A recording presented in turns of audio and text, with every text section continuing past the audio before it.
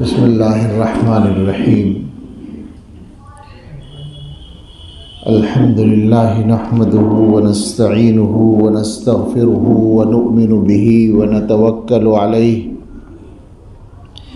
ونعوذ باللہ من شرور انفسنا ومن سیئات اعمالنا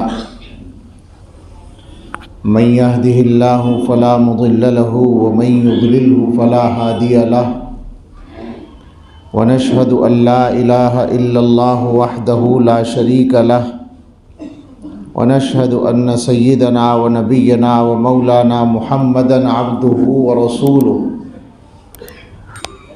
صلى الله تعالى عليه وعلى آله وأصحابه وبارك وسلم تسليما كثيرا أما بعد فأعوذ بالله من الشيطان الرجيم بسم اللہ الرحمن الرحیم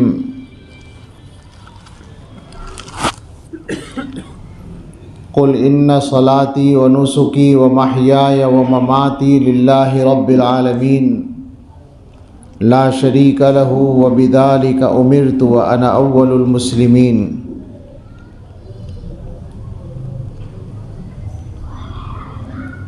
بسم اللہ الرحمن الرحیم وما امروا الا ليعبدوا الله مخلصين له الدين حنفاء ويقيموا الصلاة ويؤتوا الزكاة وذلك دين القيمة۔ سبحان ربك رب العزة عما يصفون وسلام على المرسلين والحمد لله رب العالمين۔ اللهم صل على سيدنا محمد وعلى آل سيدنا محمد وبارک وسلم۔ اللہم صلی علی سیدنا محمد وعلی آل سیدنا محمد وبارک وسلم۔ اللہم صلی علی سیدنا محمد وعلی آل سیدنا محمد وبارک وسلم۔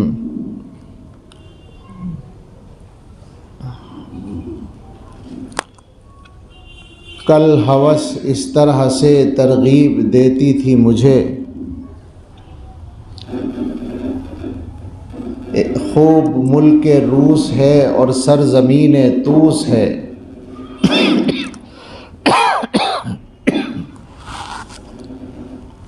انسان کو جو خواہشات ادھر ادھر لے جاتی ہیں اس کا چھوٹا سا ایک کل ہوس اس طرح سے ترغیب دیتی تھی مجھے، خوب ملک روس ہے اور سرزمین طوس ہے، گر میسر ہو تو کیا عشرت سے کیجے زندگی۔ جب مزے کرنے کا موقع ملا ہے تو کرو، گر میسر ہو تو کیا عشرت سے کیجے زندگی۔ اس طرف آواز طبل ادھر صدائے کوس ہے، کوس باجا، سنتے ہی عبرت یہ بولی ایک تماشا میں تجھے چل دکھاؤں تو جو قید آز کہتے ہیں حرص کو، سنتے ہی عبرت یہ بولی ایک تماشا میں تجھے چل دکھاؤں تو جو قید آز کا محبوس ہے۔ لے گئی اکبارگی گورے غریباں کی طرف، قبرستان لے گئی اکبارگی گورے غریباں کی طرف، جس جگہ جانے تمنا سو طرح مایوس ہے۔ مرقدیں دو تین دکھلا کر لگی کہنے مجھے قبریں، مرقدیں دو تین دکھلا کر لگی کہنے مجھے، یہ سکندر ہے، یہ دارا ہے، یہ کیکاؤس ہے۔ پوچھ لو ان سے کہ جاہو حشمت دنیا سے آج کچھ بھی ان کے پاس غیر از حسرت و افسوس ہے۔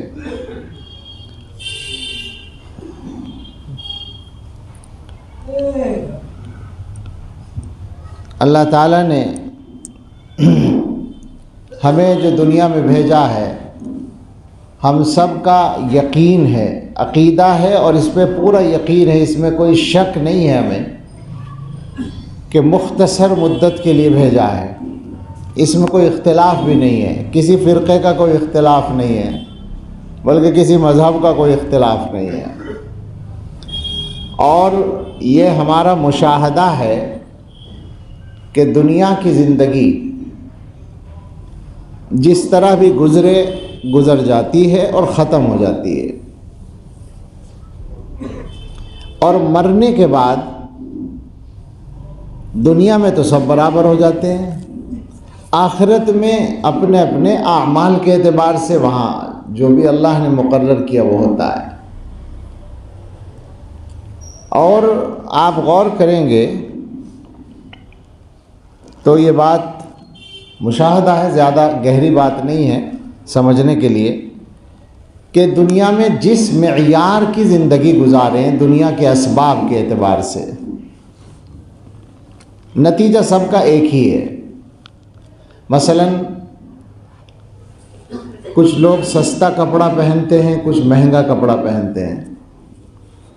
ہمارے درمیان ایسے لوگ ہوں گے جن کا کپڑا 50 روپے میٹر کا ہوگا یا اس سے کم بھی ہوگا، اور ہو سکتا ہے اسی مجمع میں 10,000 روپے میٹر کا کپڑا پہنے ہوئے بھی بعض لوگ موجود ہوں، اور ویسے تو لاکھوں روپے میٹر کے کپڑے بھی آج کل چلتے ہیں۔ دو باتیں بالکل ہمارے تجربے میں ہیں۔ ایک تو یہ کہ کپڑا جیسا بھی پہنتے ہیں عمر اس سے نہ گھٹتی ہے نہ بڑھتی ہے، اپنی وقت پہ مر جاتے ہیں سب۔ اور ایک تجربہ اور ہے، یہ آپ سے میں پوچھتا ہوں، سب لوگوں سے سوچیں اس بات کو، کہ آپ نے اپنی زندگی میں الگ الگ معیار کے کپڑے پہنے ہوں گے کہیں جانے کے لیے، کسی تقریب میں شرکت کے لیے، لوگوں سے ملنے کے لیے۔ کبھی ایسا ہوا کہ سستا کپڑا پہن کے گئے تو ان لوگوں نے آپ کی عزت نہیں کی، اور جب مہنگا کپڑا پہن کے گئے تو زیادہ عزت ہوئی؟ ہے اس کا تجربہ؟ ایک آدمی بتائے، ایک بھی آدمی بتائے کہ ایسا کبھی تجربہ ہوا ہے؟ بالکل نہیں ہوا، بالکل نہیں ہوا، کسی کو نہیں ہوا، میں دعویٰ کر سکتا ہوں۔ آپ اپنے رشتہ داروں میں جاتے ہیں، دوستوں میں جاتے ہیں، یا کسی بھی مجلس میں جاتے ہیں، تو جس طرح کا کپڑا بھی آپ پہن کر چلے گئے، آپ کے ساتھ معاملہ ایک ہی جیسا ہوا، ہر بار جیسا وہاں ہونا تھا ویسا ہی ہوا۔ تو اس کا مطلب یہ ہوا کہ یہ جو ہم کپڑے پہن کر سمجھ لیتے ہیں کہ ہم کچھ بڑے ہو گئے یا کچھ شان بڑھ گئی، بس یہ ہمارے خیال میں ہوتا ہے، باہر کچھ نہیں ہوتا۔ کیا خیال ہے؟ ایک ذرہ برابر کچھ نہیں ہوتا، ورنہ پتہ چلنا چاہیے تھا نا۔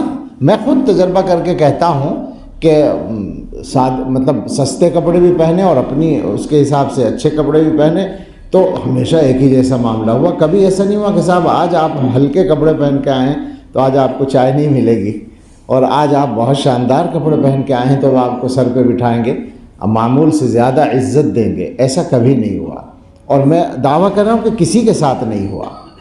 جب یہ پکی بات ہے تو اس کا مطلب ہے کہ یہ فکر کرنے کی چیز ہی نہیں ہے۔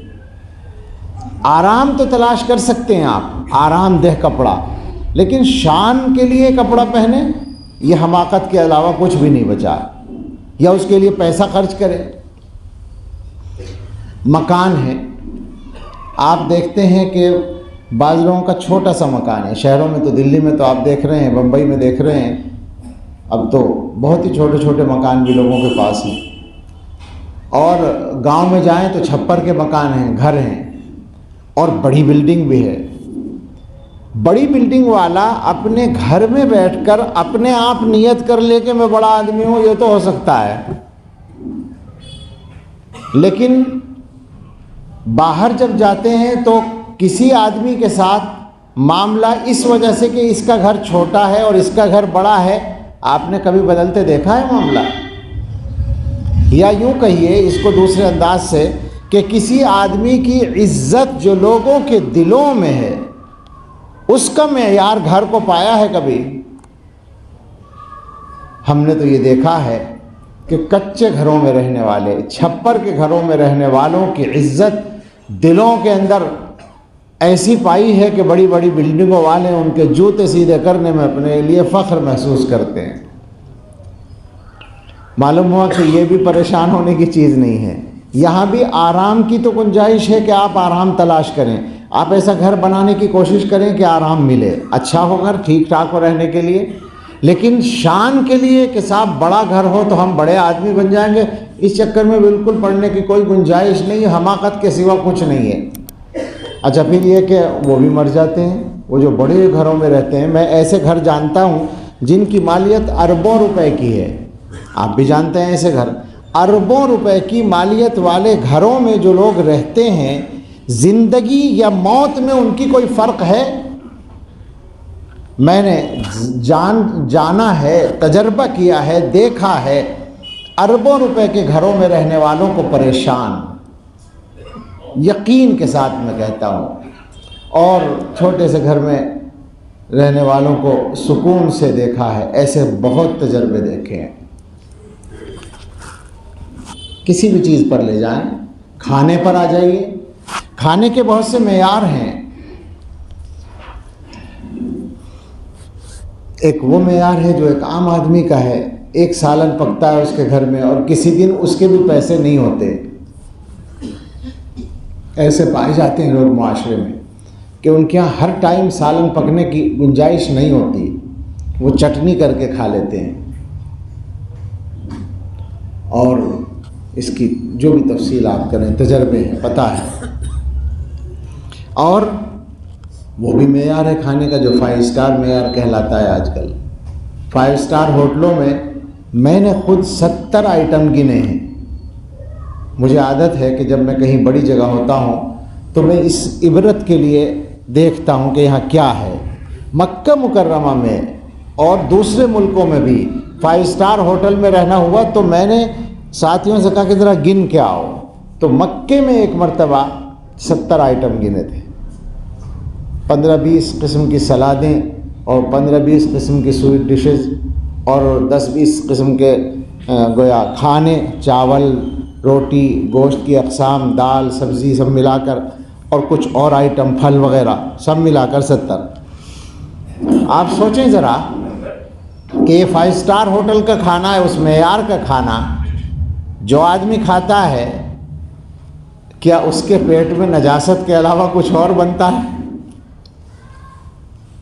غور کریں اس پر. وہ بیچارہ جو دال روٹی کھاتا ہے اس کا بھی انجام وہی ہوتا ہے، اس کے کھانے کا بھی.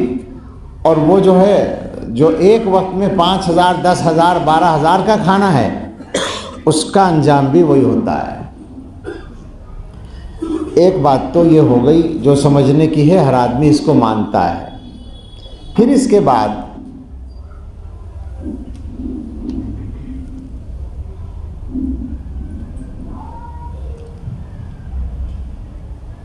ایک چیز یہ ہے کہ زندگی کے یہ معیار پورے طور سے اپنے اختیار میں نہیں ہیں. بعض آدمی محنت کرتا ہے پیسہ کمانے کے لیے اور دنیا کا عیش حاصل کرنے کے لیے ساری عمر محنت کرتا رہتا ہے اور ایک خاص سطح سے اوپر نہیں جا پاتا. اور بعض آدمی تھوڑی سی محنت کرتا ہے اور آسانی کے ساتھ کمائی ہو جاتی ہے اور اچھا معیار ہو جاتا ہے زندگی کا. یہ بھی ایک چیز ہے. اللہ یبسط الرزق لمن یشاء من عبادہ ویقدر له. جس کو چاہتے ہیں اللہ تعالیٰ زیادہ دیتے ہیں، جس کو چاہتے ہیں کم دیتے ہیں. یہ قصہ بھی اللہ میاں نے اپنے ہاتھ میں رکھ رکھا ہے.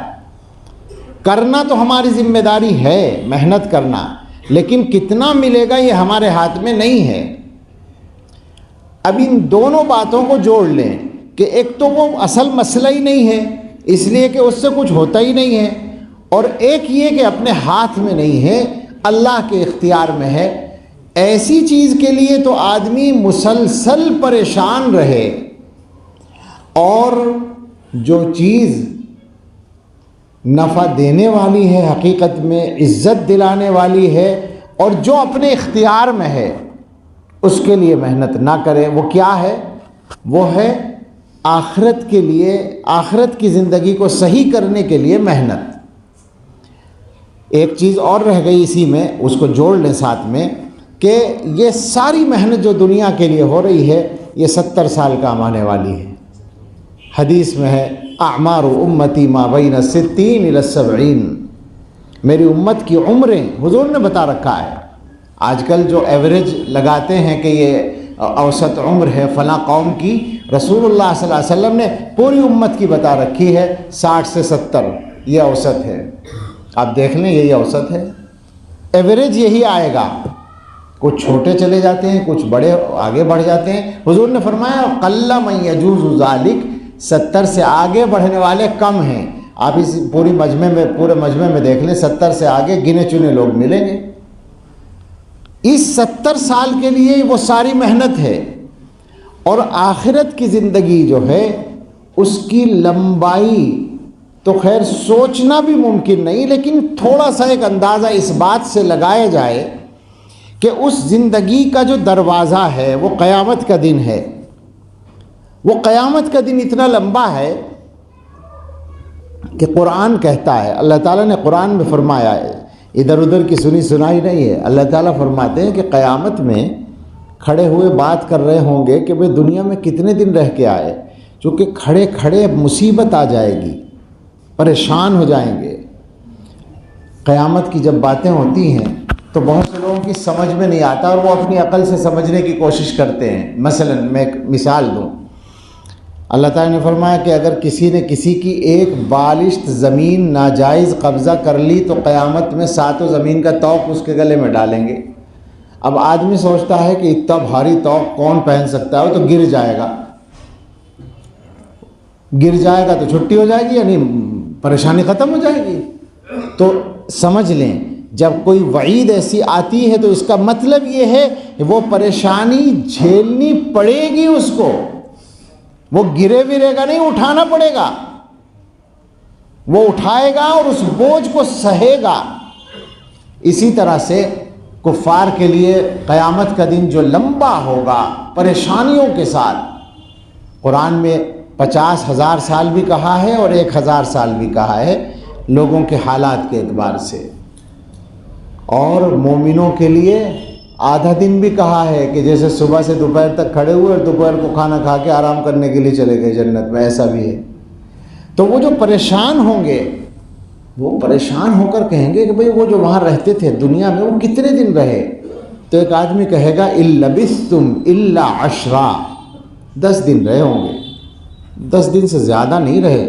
یعنی میدان حشر میں کھڑے ہو کے دنیا کی 70 سال کی اور 80 سال کی زندگی کا جو پیمانہ بنا وہ 10 دن بنا۔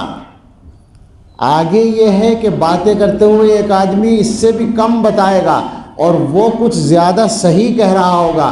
نحن اعلم بما یقولون اذ یقول امثلهم طریقۃ ان لبثتم الا یوما۔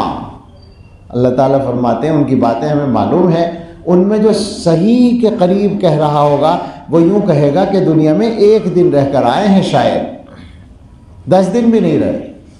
تو آپ اندازہ کریں کہ قیامت کا دن جو آخرت کی اصل لمبی زندگی کا دروازہ ہے وہ اتنا لمبا ہے کہ وہاں کھڑے ہو کر دنیا کی زندگی 1 دن لگنے لگے گی، تو یہ ساری محنت یہی اتنی سی زندگی کے لیے، اس 1 دن کے لیے، اور وہاں کے لیے، جبکہ وہاں کے لیے محنت اگر کریں گے تو وہ اپنے اختیار میں بھی ہے۔ اللہ تعالیٰ نے نہ زبردستی اچھائی کے لیے کی ہے نہ برائی کے لیے کی ہے، خود کرنا ہے۔ اور جب وہ محنت آدمی کرتا ہے تو پھر یہ نہیں ہوتا کہ بڑے مکان میں اور چھوٹے مکان میں کوئی فرق ہی نہ رہے، اس محنت کے کرنے والے اور نہ کرنے والے میں فرق ہو جاتا ہے، اس لیے کہ وہ آخرت کو سامنے رکھ کر محنت کرنے والا جو ہے وہ گویا کہ اللہ تعالیٰ کی نظر میں اچھا ہو جاتا ہے، تو عام انسانوں کی نظر میں بھی وہ عام انسانوں سے اوپر ہو جاتا ہے۔ اچھا، اس کی وجہ بھی سمجھ لیں، بالکل عقلی بات ہے، میں نے کوئی سوچا نہیں تھا، مضمون برکت ہے آپ کی ذہن میں آ رہا ہے کہ یوں سوچیں کہ انسان 2 چیزوں کا مجموعہ ہے، انسان کے اندر 2 چیزیں ہیں، ایک اس کا بدن ہے، جسم ہے، اور ایک اندر روح ہے۔ دنیا کے اکثر انسان جسم کے لیے محنت کر رہے ہیں، یہ جو ساری تفصیل ہوئی اب تک کہ جسم کے لیے محنت ہے، چاہے کپڑے کی ہو یا کھانے کی ہو یا مکان کی ہو، یہ ساری محنتیں جسم کے لیے ہیں۔ تو آپ سوچیں ذرا، جو کام سبھی کر رہے ہیں اور ایک ہی انداز میں کر رہے ہیں، اس کے کرنے والے کو عزت ملے گی تو کیوں ملے گی جناب؟ جو سبھی کر رہے ہیں، وہ بھی پیٹ کا پجاری، وہ بھی پیٹ کا پجاری، وہ بھی پیٹ کا پجاری، تو سب تو ایک ہی ہیں، کیا حیثیت ہے؟ لیکن انہی میں سے جو لوگ اپنی روح کے لیے محنت کرتے ہیں تو روح بلند ہوتی چلی جاتی ہے، اور جب روح بلند ہوتی ہے تو جسم بھی عام لوگوں سے الگ ہو جاتا ہے، یعنی اس جسم سے ہونے والے کام عام لوگوں کے کاموں سے الگ ہو جاتے ہیں۔ اس کی وجہ سے وہ انسان دوسرے انسانوں سے الگ نظر آتا ہے، اور جب وہ الگ نظر آتا ہے تو لوگ اس کی عزت کرتے ہیں اور اللہ تعالیٰ کو پسند ہوتا ہے۔ اچھا، اللہ تعالیٰ کو پسند ہوتا ہے اسی لیے لوگ بھی عزت کرتے ہیں اس کی۔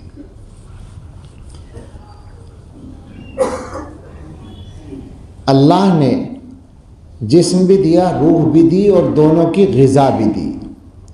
جسم زمین سے بنایا، روح اوپر سے بھیجی، جس کو جہاں سے بھیجا وہیں سے غذا بھی رکھی۔ بدن کی ساری غذائیں زمین سے ملتی ہیں، جسم کو ملنے والی جتنی غذائیں ہیں وہ سب ہمیں زمین سے ملتی ہیں۔ آپ غور کر لیں، جتنا چاہیں غور کر لیں، یہ نکلے گا۔ حد یہ ہے کہ پانی برستا تو آسمان سے ہے مگر ہمیں زمین سے ملتا ہے۔ ایسا نہیں ہے کہ اللہ تعالیٰ نے حکم دیا ہو کہ جب بارش برسے تو تم برتن رکھ دیا کرو اور بھر لیا کرو اپنے استعمال کے لیے پانی، ایسا نہیں کیا۔ اس کو زمین میں محفوظ کر دیا، دریاؤں میں، پہاڑوں پہ جما دیا برف کی شکل میں، اور پھر وہ ہمیں ملتا ہے زمین کے اندر سے۔ تو ساری غذائیں، جسم کی جتنی غذائیں ہیں وہ سب زمین سے ملتی ہیں، اور روح کی غذا وہ اللہ نے وہاں سے بھیجی ہے، آسمان سے بھیجی ہے۔ تو اس کے لیے جو آدمی جتنی محنت کرے گا وہ وہاں سے قریب ہوتا چلا جائے گا اور عام انسانوں سے بلند ہو جائے گا۔ ہمارے حضرت فرمایا کرتے ہیں، حضرت مولانا پیر ذوالفقار احمد صاحب نقشبندی دامت برکاتہم، کہ دنیا میں جو مخلوقات ہیں وہ 4 طرح کی ہیں، اور ان کے درجے ہیں، وہ نیچے اوپر ہیں مقام کے اعتبار سے، ویلیو کے، حیثیت کے اعتبار سے۔ جو نیچے والا ہے وہ اوپر والے کا خادم ہے، ہر نیچے والی مخلوق اوپر والی مخلوق کی خدمت کے لیے ہے۔ دنیا میں سب سے اوپر اللہ نے انسان کو بنایا ہے، اس سے نیچے مرتبہ ہے حیوانات کا، اس سے نیچے مرتبہ ہے نباتات کا، پیڑ پودے، درخت، اگنے والی چیزیں، بڑھنے والی چیزیں، اور اس سے نیچے جمادات ہیں، مٹی، پتھر وغیرہ۔ اور یہ نظام اللہ نے بنایا ہے کہ ان میں سے ہر نیچے والا اپنے سے اوپر والے کے کام آتا ہے، اس کی خدمت کرتا ہے۔ چنانچہ زمین نباتات کے لیے قربان کی جاتی ہے۔ زمین کو آپ کھودتے ہیں، ہل چلاتے ہیں، ٹریکٹر سے جوتتے ہیں، کوئی نہیں کہتا کہ صاحب زمین پہ ظلم ہو رہا ہے، اس کو کیوں پھاڑ رہے ہو، اس کو کیوں خراب کر رہے ہو۔ ارے بابا، اس میں کھیتی کریں گے، اس میں بیج ڈالیں گے، اس میں درخت لگائیں گے۔ نباتات کے لیے زمین کو، جمادات کو قربان کیا جاتا ہے، اور ساری دنیا مانتی ہے کہ یہ صحیح ہے۔ اس کے بعد نباتات وہ اپنے سے اوپر والی مخلوق کے لیے قربان ہوتی ہیں، یعنی حیوانات کے لیے، ذی روح چیزوں کے لیے، زندہ چیزوں کے لیے، جانوروں کے لیے۔ درختوں کو، پتوں کو، گھاس کو جانور کھاتے ہیں، چبا جاتے ہیں، کھا جاتے ہیں۔ کوئی نہیں کہتا کہ صاحب یہ درخت کیوں کاٹ دیا گیا، یہ گھاس کیوں کاٹ دی گئی، یہ پتے کیوں کھلا دیے گئے۔ سب کو معلوم ہے کہ یہ نباتات ان جانوروں پر قربان ہونے کے لیے ہی ہیں۔ اور اس کے بعد نمبر آتا ہے جانوروں کا، حیوانات کا، تو وہ انسان کے لیے قربان ہوتے ہیں۔ یہاں اگر ذرا سا کچھ لوگوں کو تکلف ہوتا ہے، مگر بالکل بے تکلف آپ سن لیں کہ ساری دنیا کے انسان یہ مانتے ہیں کہ جانور انسان کے لیے ہیں۔ کچھ چھوٹے سے تھوڑے سے لوگ ہیں جو جیو ہتیا کے قائل نہیں ہیں، اگرچہ آج کل وہ بھی بگڑ گئے ہیں۔ ہاں معلوم ہے ہمیں، یعنی ان میں سے بعض ایسے ہیں کہ صاحب وہ انسانوں کو مارتے ہیں، جیو ہتیا کے قائل نہیں ہیں، مچھر نہیں ماریں گے، مکھی نہیں ماریں گے، مگر آدمیوں کو مارنے میں کوئی تکلف ان کو نہیں ہے، تو وہ بھی مسئلہ ختم ہو گیا۔ لیکن وہ تھوڑے سے جو ہیں ان کی بات بھی یہ ہے کہ جانور سے کام تو وہ بھی لیتے ہیں، خالی کھانا ہی تھوڑی کام ہے، اور باقی دنیا کی اکثریت، بڑی اکثریت اس کی قائل ہے کہ جانور کو کھانا ہی ہے انسان کو۔ یہ الگ بات ہے کون سا جانور کھانا ہے، کچھ لوگوں کو اچھے جانور پسند نہیں ہیں تو وہ برے جانور کھاتے ہیں، لیکن کھاتے سب ہیں۔ یہ اختلاف تو ہے کہ کون سا کھانا ہے، لیکن یہ نہیں ہے کہ کھانا ہے یا نہیں کھانا ہے۔ تو حیوانات قربان ہوتے ہیں انسان کے لیے۔ اب حضرت اس کا خلاصہ کرتے ہوئے کہتے ہیں کہ جمادات قربان نباتات پر، نباتات قربان حیوانات پر، حیوانات قربان انسان پر۔ اب ہمیں بتائیں اگر یہ انسان واپس ان مخلوقات ہی پر قربان ہوتا رہے تو یہ اپنے مرتبے میں رہا یا نیچے گیا؟ اس نے تو اپنے آپ کو ذلیل کر لیا نا، یہ تو نیچے اتر گیا۔ ساری زندگی ہو گئی اسی ذلت میں پڑے ہوئے، اسی چکر میں پڑے ہوئے، حیوانات کے لیے اور نباتات کے لیے اور جمادات کے لیے محنت کرتے ہوئے۔ فرماتے ہیں کہ جمادات قربان نباتات پر، نباتات قربان حیوانات پر، حیوانات قربان انسان پر، اور انسان کو قربان ہونا چاہیے رب رحمان پر۔ انسان اس کی عبادت کے لیے، انسان اس کو یاد کرنے کے لیے۔ اگر انسان وہاں نہیں پہنچتا تو اس کا مطلب یہ ہے کہ وہ نیچے اتر گیا، وہ اپنے مقام سے نیچے آ گیا۔ آپ سمجھ لیں جس انداز پر، جس رخ پر بات شروع ہوئی تھی، وہ سمجھ میں آ جائے گی کہ انسانوں کی نظر میں دنیا کی ضرورتیں پوری کرنے والے انسانوں کی عزت کیوں نہیں ہوتی؟ اس لیے کہ وہ اپنے صحیح مقام پر قائم نہیں رہتے۔ اور جو لوگ اللہ تعالیٰ سے اپنا تعلق قائم کرتے ہیں ان کی عزت لوگوں کی نظر میں کیوں ہوتی ہے؟ اس لیے کہ وہ اپنے صحیح مقام پر کھڑے ہوئے۔ انسان کے ساتھ انسانوں کا معاملہ، یہ مضمون سب مل گئے۔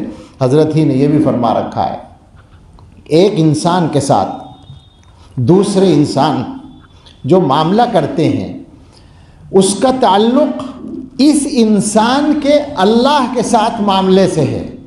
یعنی ایک انسان اپنے رب کے ساتھ جیسا معاملہ کرتا ہے، اللہ کے دوسرے بندے اس انسان کے ساتھ ویسا ہی معاملہ کرتے ہیں۔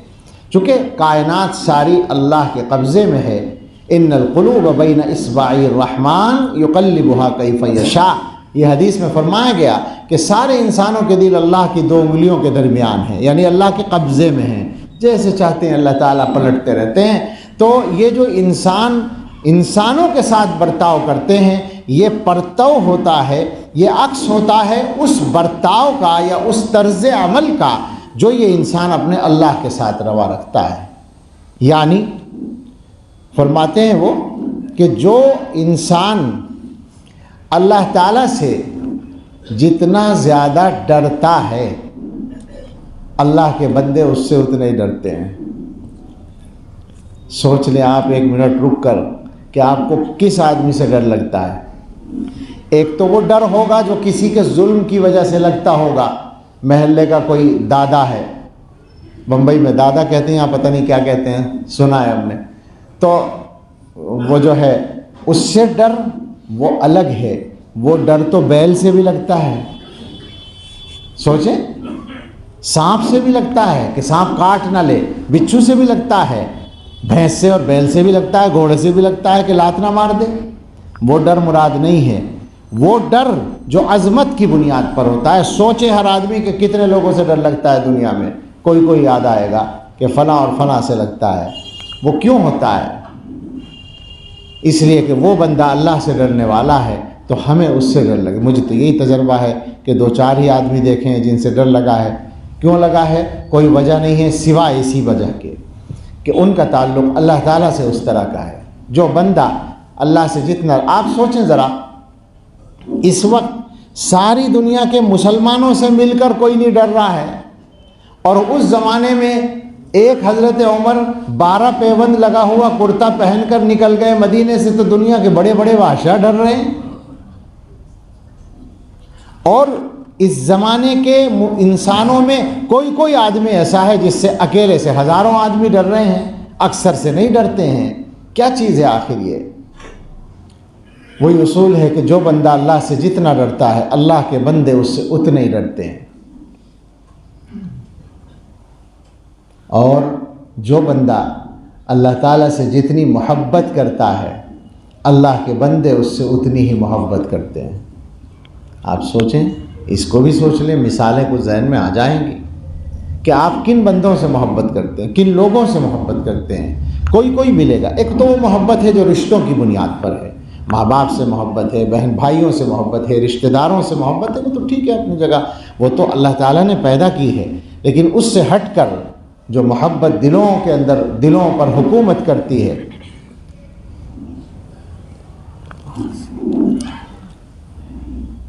وہ بے شمار واقعات مل جائیں گے اس طرح کے۔ ویسے ہی ایک یاد آیا کہ عبداللہ ابن مبارک بغداد میں آئے، ہارون رشید کے زمانے کی بات ہے غالباً، اور ایک نعرہ سا لگا، نعرے کی آواز محسوس ہوئی، تو ہارون رشید نے غلاموں سے کہا کہ دیکھو کیا بات ہے۔ پتہ چلا کہ عبداللہ ابن مبارک آئے ہیں اور لوگ ان کو کے استقبال کے لیے نکلے ہوئے ہیں۔ ابن مبارک کو چھینک آئی، انہوں نے الحمدللہ کہا تو اس کے جواب میں پورے مجمع نے یرحمک اللہ کہا، اس کی آواز تھی وہ۔ تو ان کی بیوی نے کہا کہ حکومت تمہاری نہیں ہے، عبداللہ ابن مبارک کی ہے، جو دلوں پہ حکومت کرتے ہیں۔ آج بھی ایسے لوگ موجود ہیں کہ جن سے محبت کرنے والے، جن کو چاہنے والے، بغیر دیکھے چاہنے والے لاکھوں کی تعداد میں دنیا میں پائے جاتے ہیں۔ ہمارے بڑوں میں، علماء میں ایسی مثالیں خوب مل جائیں گی، اور سب سے واضح مثال ہمارے حضرت کی ہے کہ ہمیں دنیا میں جہاں بھی جانا ہوتا ہے، ملک میں جہاں بھی جانا ہوتا ہے، میرا خیال اس مجمع میں بھی اکثر لوگ ایسے ہی ہوں گے کہ جن کے دلوں میں عجیب و غریب قسم کی محبت ہے، اور اس کی کوئی اور توجیہ نہیں ہو سکتی سوائے اس کے کہ اس بندے کے دل میں اللہ تعالیٰ کی اس درجے کی محبت ہے کہ وہ اس کا پرتو ساری دنیا پر پڑ رہا ہے۔ انہوں نے مجھ سے ایک مرتبہ فرمایا تھا، شاید میں نے کبھی کہہ دیا، اس لیے اب بھی کہہ دیتا ہوں، کہ تنہائی میں مکہ مکرمہ میں بالکل تنہائی تھی، کوئی بات چل رہی تھی، تو حضرت نے فرمایا کہ مولانا ایک بات پر مجھے اعتماد ہے کہ میں نے اپنے اللہ سے ٹوٹ کر محبت کی ہے اور اس محبت کو دنیا میں خوب پھیلایا ہے، مجھے یقین ہے کہ اللہ تعالیٰ اس کو ضائع نہیں ہونے دے۔ تو جو بندہ اللہ سے جتنی محبت کرتا ہے اللہ تعالیٰ اس سے اتنی ہی محبت کرتے ہیں، اور جو بندہ اللہ کی جتنی عبادت کرتا ہے اللہ کے بندے اس کی اتنی ہی خدمت کرتے ہیں۔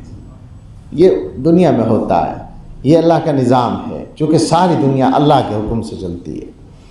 تو یہ تمہیدی بات تھی۔ اب اس پر ہم ذرا سا غور کر لیں کہ ہماری زندگی میں یہ چیز کیسے پیدا ہو۔ واحد راستہ وہی ہے، اللہ سے ڈرنا، اللہ سے محبت کرنا، اللہ کی عبادت کرنا، آخرت کی فکر کرنا۔ آخرت کی فکر اصل مسئلہ ہے۔ آخرت کی جب فکر ہوگی تو ہم کام کریں گے تو آخرت کے لیے کریں گے، دنیا کے لیے نہیں کریں گے۔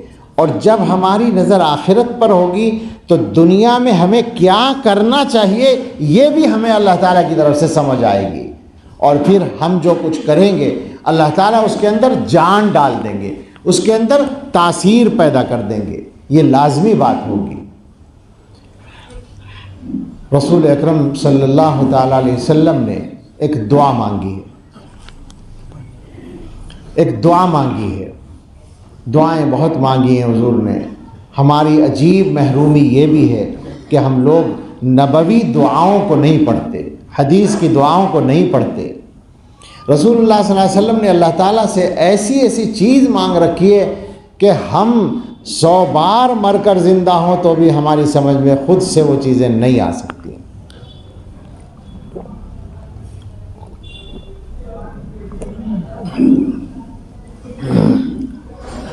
حضور کی دعا اوپر سے چل رہی ہے، اس میں حضور نے 2-3 جملے فرمائے ہیں جو سنانا چاہتا ہوں۔ فرمایا کہ یا من قل عند نعمته شکری فلم یحرمنی، یا یحرمنی دونوں طرح پڑھ سکتے ہیں۔ اے وہ ذات جس کی نعمتیں ملنے پر میں نے شکر کم کیا مگر اس نے مجھے محروم نہیں کیا۔ ایک تو اس پر ذرا سی بات کر لیں، سوچیں ہم لوگ اللہ تعالیٰ کی نعمتیں اور پھر ان نعمتوں پر ہمارا کیا معاملہ ہے۔ میں اللہ کی نعمتوں کی تفصیل میں نہیں جاؤں گا، اس لیے کہ اللہ کی نعمتوں کی تفصیل بیان کرنا ممکن نہیں ہے۔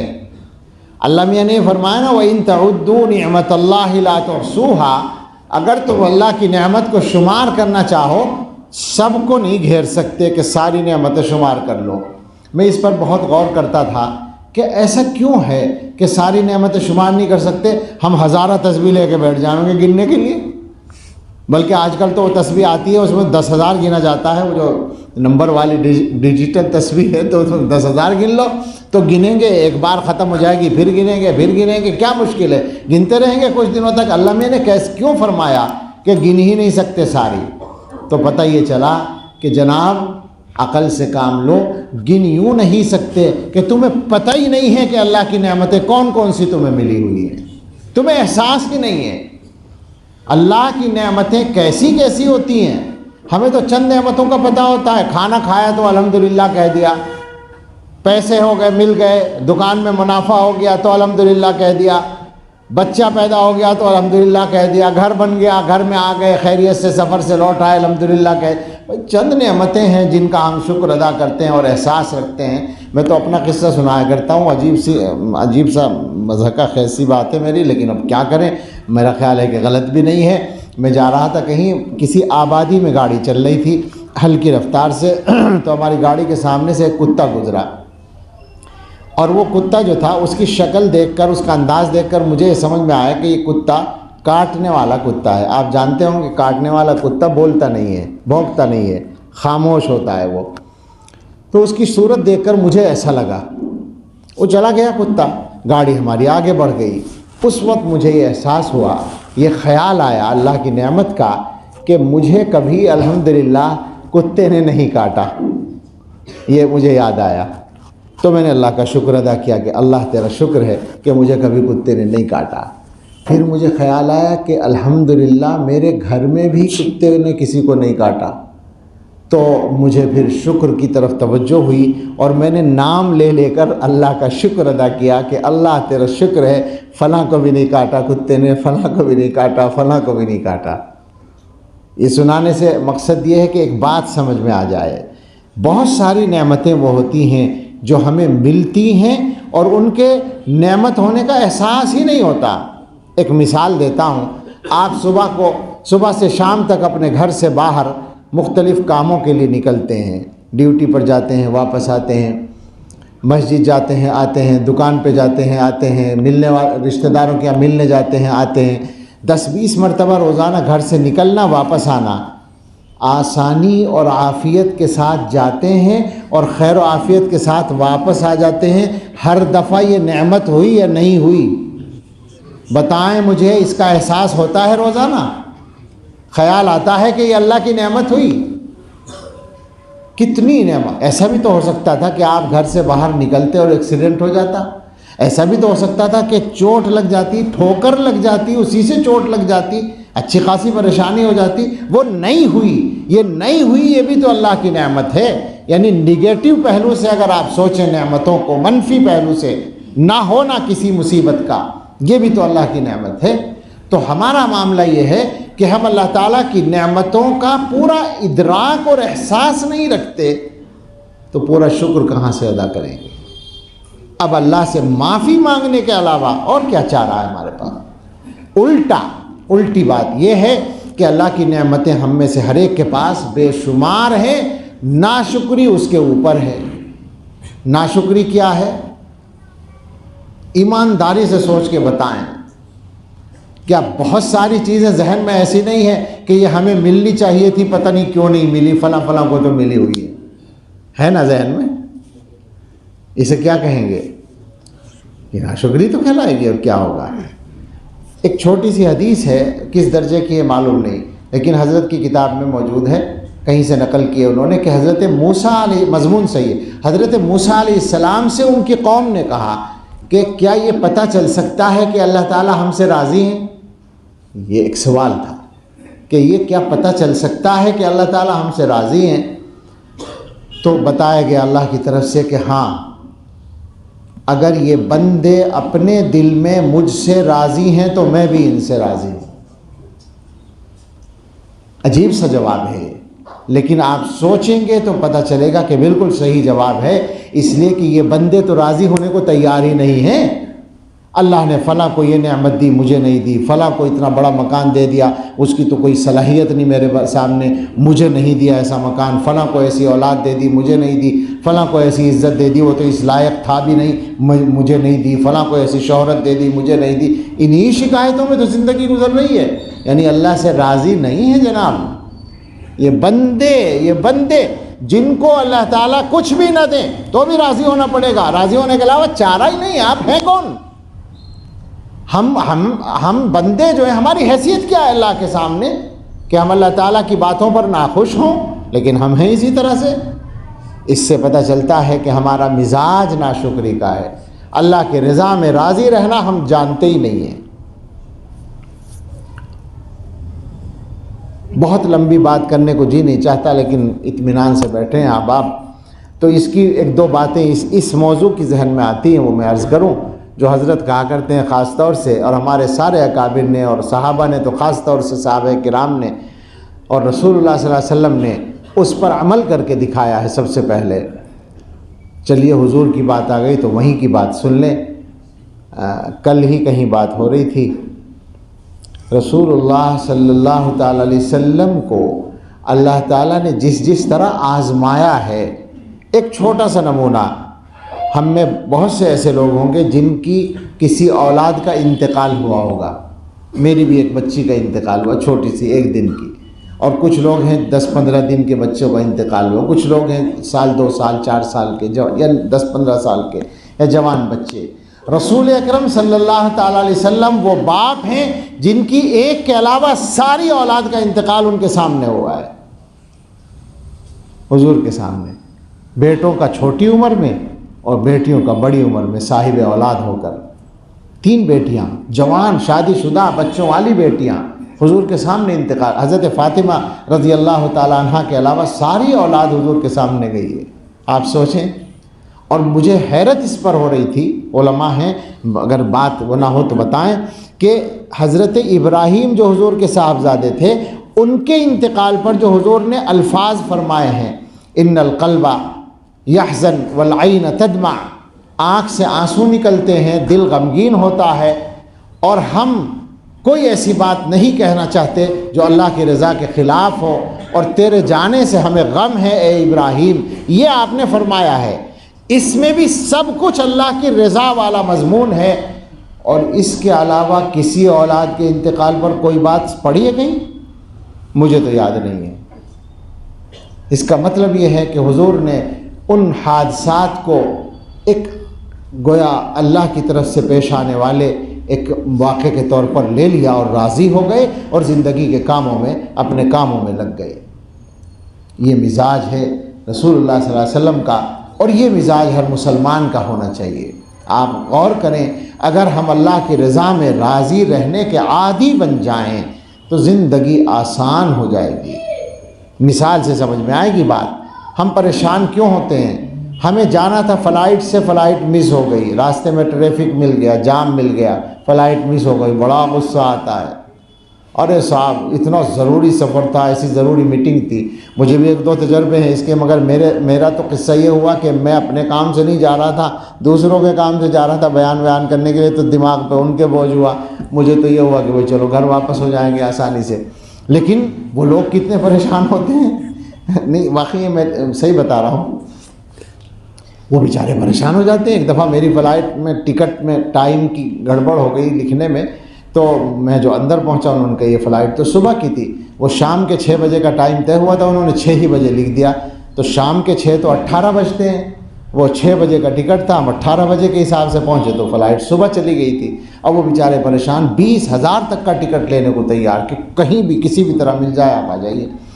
تو ٹرین چھوٹ گئی، غصہ آتا ہے کہ کسی کام سے 10 بجے پہنچنا تھا، راستے میں جام مل گیا، غصہ آتا ہے، یا جو بھی کام مرضی کے خلاف ہو جائے ہم پریشان ہو جاتے ہیں۔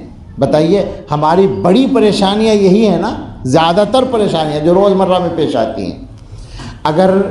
اگر ہمارا ایک مزاج بن جائے، غور کریے گا اور کوشش کیجیے گا کہ مزاج بن ہی جائے، کہ پہلے سے تو چلیں ہمیں نہیں معلوم تھا کہ ایسا ہوگا، لیکن ہونے کے بعد تو معلوم ہو گیا نا. ہم سمجھ رہے تھے ہم اس فلائٹ سے چلے جائیں گے، نہیں جا سکے. جب نہیں جا سکے تب تو معلوم ہو گیا نا کہ اللہ تعالیٰ نے یہی چاہا تھا، جو ہوا ہے. اب راضی ہو جاؤ.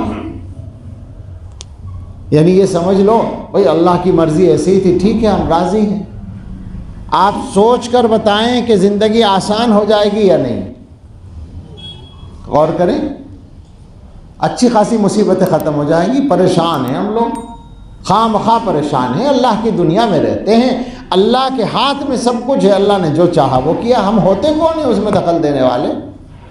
کچھ دنوں کے لیے آئے ہیں، چلے جائیں گے. تو رسول اللہ صلی اللہ علیہ وسلم نے فرمایا یا من قل عند نعمته شکری فلم یحرمنی، اے وہ ذات جس کی نعمتوں پر میں نے شکر کم کیا مگر اس نے مجھے محروم نہیں کیا. ویا من قل عند بلیته صبری فلم یخذلنی، اور یہ وہ ذات کہ جس کی آزمائشوں پر میں نے صبر کم کیا مگر اس نے مجھے نامراد نہیں کیا. اللہ کی طرف سے کوئی بھی، یہ جو میں نے مثالیں دے رہا تھا یہ دونوں مضمون ایک ساتھ تھے. آزمائشیں آتی ہیں اللہ کی طرف سے اور ہم صبر نہیں کرتے. صبر کرنے والے صبر کرتے ہیں. بیماریاں آتی ہیں، آپ دیکھیں گے جن لوگوں کو اللہ تعالیٰ کی طرف سے نعمت مل جاتی ہے ان سے مل کر آپ کو محسوس ہوگا جیسے ان کو کوئی پریشانی ہی نہیں ہے، تو بڑے مزے میں رہتے ہیں، بڑے خوش رہتے ہیں، بڑے آرام سے رہتے ہیں، کوئی بات ہی نہیں ہے. حالانکہ بیماری بھی ہے، تکلیف بھی ہے، حاسدوں کی طرف سے پریشان کرنے کی کوششیں بھی ہیں، سب کچھ ہوتا ہے، مگر محسوس نہیں ہوگا اس لیے کہ وہ صبر کی توفیق بندے کو مل جاتی ہے اللہ تعالیٰ کی طرف سے. حضور نے اگلا ٹکڑا فرمایا وَيَا مَن رَآنِي عَلَى الْخَطَايَا فَلَمْ يَفْضَحْنِي، اور یہ وہ ذات کہ جس نے مجھے گناہوں کی حالت میں دیکھا اور مجھے رسوا نہیں کیا. سوچیں ہم اس مضمون کو سوچیں کہ ہم گناہ کرتے ہیں اور گناہ ایک گناہ نہیں ہے. ہم لوگ جب گناہ کا لفظ بولتے ہیں تو عام طور سے لوگوں کے ذہن میں شہوانی گناہ آتے ہیں. بدکاری، اللہ محفوظ رکھے سب کو، کسی بھی طرح کی بدکاری، شہوانی جو گناہ ہیں نفسانی خواہشات کے، یقیناً وہ بدترین گناہ ہیں اور ان میں سے ہر ایک سے ہمیں بچنا ہے انشاءاللہ. لیکن ہم تو اس کے علاوہ بھی جانے کیا کیا گناہ کرتے ہیں. ہم اپنے مسلمان بھائیوں کے خلاف باتیں کرتے ہیں، ہم ملت کے مفاد کے خلاف باتیں کرتے ہیں، سازشیں کرتے ہیں، یا ہم اپنے کسی مسلمان بھائی پر تہمت لگاتے ہیں یا جھوٹ بولتے ہیں، اور سب سے آسان گناہ غیبت کرتے ہیں جس کے کرنے میں کسی کو کوئی تکلف نہیں ہے. عجیب قصہ ہے، یہ تکلف ہی نہیں ہے. میں سمجھتا ہوں کہ 90% لوگ وہ ہیں یا اس سے زیادہ جو غیبت کرتے ہیں اور پوری مجلس میں کسی کے ذہن میں بھی نہیں آتا کہ غیبت ہو رہی ہے، باتیں کرتے چلے جاتے ہیں، دوسروں کی عزتیں اتارتے چلے جاتے ہیں اور مجلس پوری ہو جاتی ہے اور احساس بھی نہیں ہوتا کہ ہم نے کوئی بڑا گناہ کیا ہے. بلکہ اگر کوئی احساس دلائے تو یہ ہوتا ہے کہ صاحب میں تو اس کے سامنے کہہ دوں گا. جی یہی ہوتا ہے نا، آپ اس کے پیچھے کہہ رہے ہیں تو غیبت ہے اور اس کے سامنے کہیں گے تو طعنہ ہوگا، وہ بھی حرام یہ بھی حرام. آپ کیا بات کر رہے ہیں؟ کس چیز کا حوالہ دے رہے ہیں آپ؟ اور یہ سب اس وقت ہے کہ جب سچ بول رہے ہوں اور جھوٹ بول رہے ہیں تو بہتان ہے، لیکن ہو رہا ہے، کر رہے ہیں.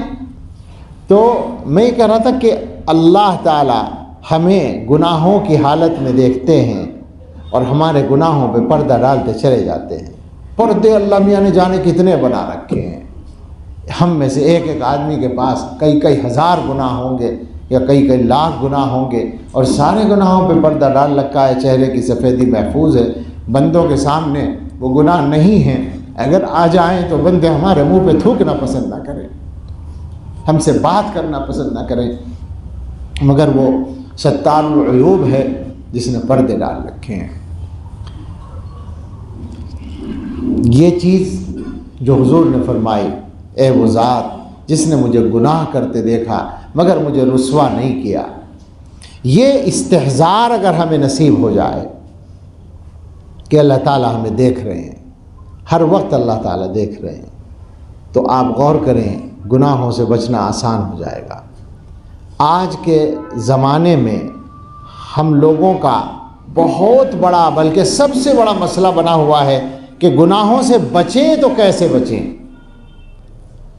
آپ کو سچ کہتا ہوں، سچ بتاتا ہوں، بہت سارے جوان ہیں، جوانی میں تو گناہوں سے بچنے کا تقاضا بھی نہیں ہوتا، بلکہ گناہ کرنے کا تقاضا ہوتا ہے، مگر سینکڑوں اور ہزاروں جوان ہیں اس زمانے میں جو گناہوں سے بچنا بھی چاہتے ہیں اور پوچھتے ہیں، ترکیبیں پوچھتے ہیں، تدبیریں پوچھتے ہیں، ہم سے فلاں گناہ ہوتا ہے، بچیں تو کس طرح بچیں۔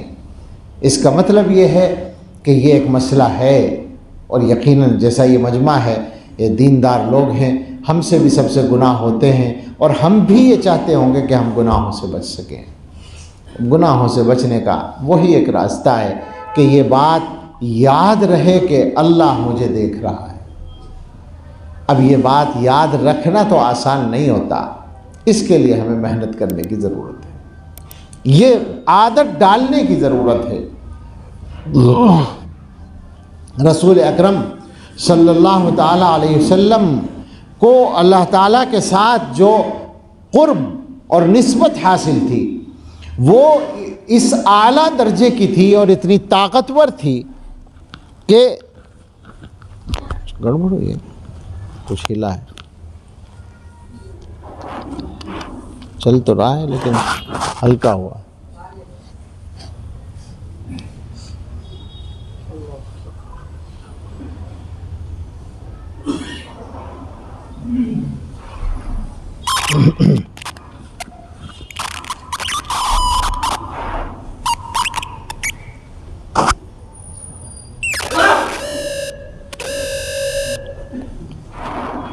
علیہ وسلم کو کچھ مجھ سے تو نہیں ہوا،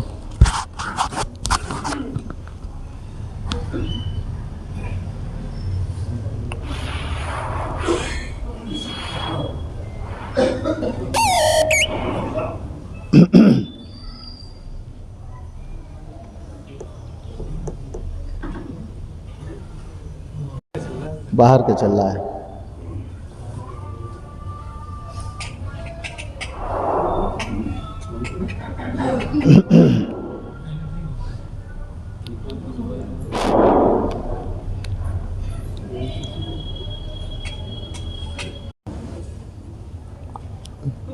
آواز آ رہی ہے؟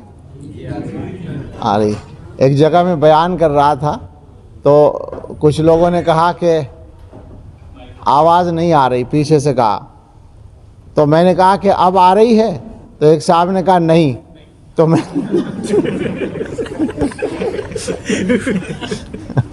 نے کہا جواب کیسے دیں۔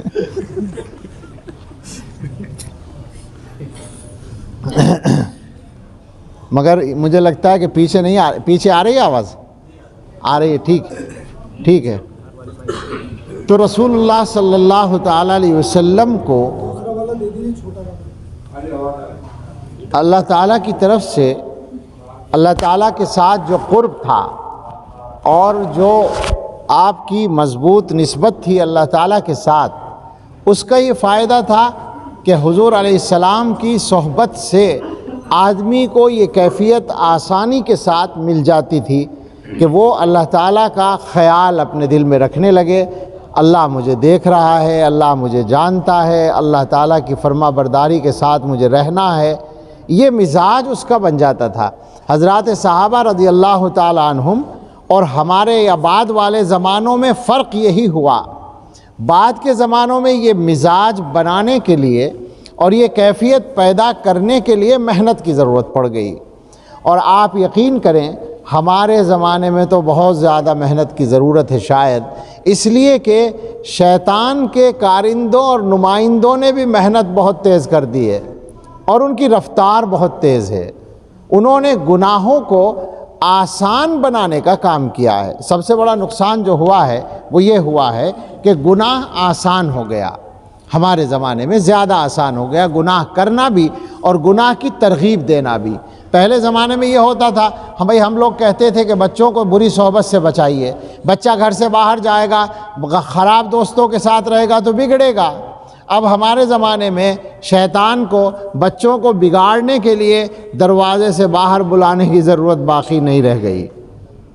اس کو ہٹا دیں، یہ اچھا رہے گا، اس سے نہیں ہو رہا کچھ۔ تو ہمارے زمانے میں جو ہوا وہ یہ ہوا کہ اب شیطان کو اس کی ضرورت نہیں ہے کہ وہ بچوں کو دروازے سے باہر بلائے، بگاڑنے کے لیے ہماری جیب میں موجود ہے، بگاڑنے کا سب سے بڑا آلہ۔ یہ ایک مستقل موضوع ہے جس پر بات ہو سکتی ہے۔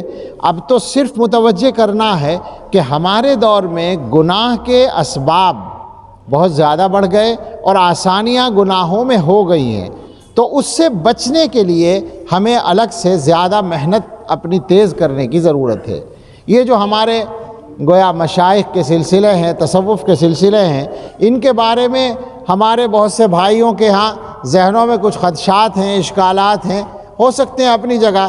اگر کوئی بات قرآن و سنت کے خلاف ہو تو اسے ہم رد کرتے ہیں اور اس کو بالکل ہم ترک کرتے ہیں، ہماری طرف سے یہ اعلان ہے۔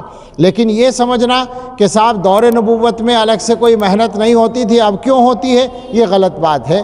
دور نبوت میں تو پڑھانے کے لیے بھی الگ سے مدرسے نہیں بنتے تھے، کتابیں بھی نہیں لکھی جاتی تھیں، بہت سارے کام تھے جو بعد میں ضرورت کی وجہ سے کرنے پڑے ہیں۔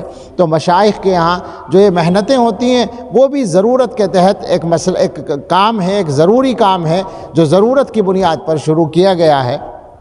بس آپ سب سے یہی کہنا ہے کہ مزاج بنائیں اپنا، ہمیں شریعت کا اصل مقصد کیا ہے، شریعت و سنت کے مطابق زندگی گزارنا۔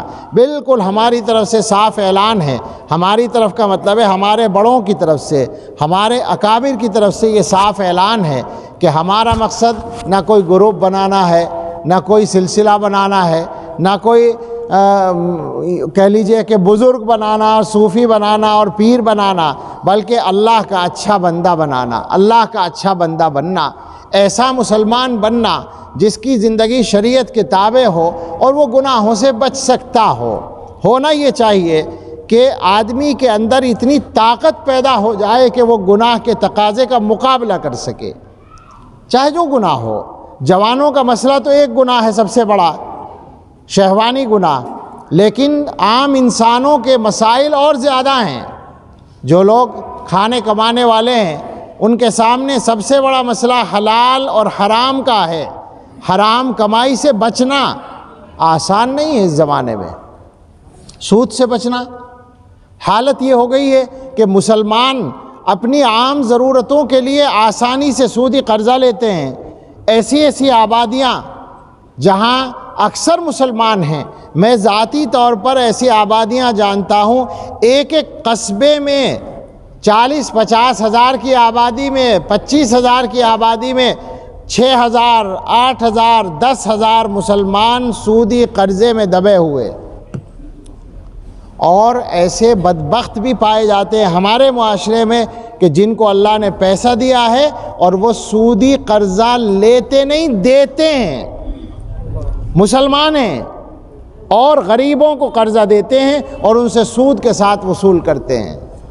یہ ایک ایسا موقع جب آدمی کے سامنے آئے کہ وہ حلال بھی کما سکتا ہے اور حرام بھی کما سکتا ہے، اسے موقع مل رہا ہے۔ زیادہ کمانے کا یہ راستہ ہے اور یہ حرام ہے، کم کمانے کا یہ راستہ ہے، یہ حلال ہے، تو کتنے مسلمان ہیں آج جو حرام کو چھوڑ کے حلال کو اختیار کریں؟ سوچیں آپ ذرا۔ گناہوں کے راستے بہت ہیں، ان سارے راستوں سے اپنے آپ کو بچانا یہی اصل مسئلہ ہے، اور اس کے لیے محنت کرنی پڑتی ہے۔ یعنی آدمی کے دل کے اندر ایسی طاقت پیدا ہو جائے کہ وہ حرام کے راستے کو چھوڑ سکے اور حلال کے راستے کو دنیا کا نقصان ہونے کے باوجود اختیار کر سکے۔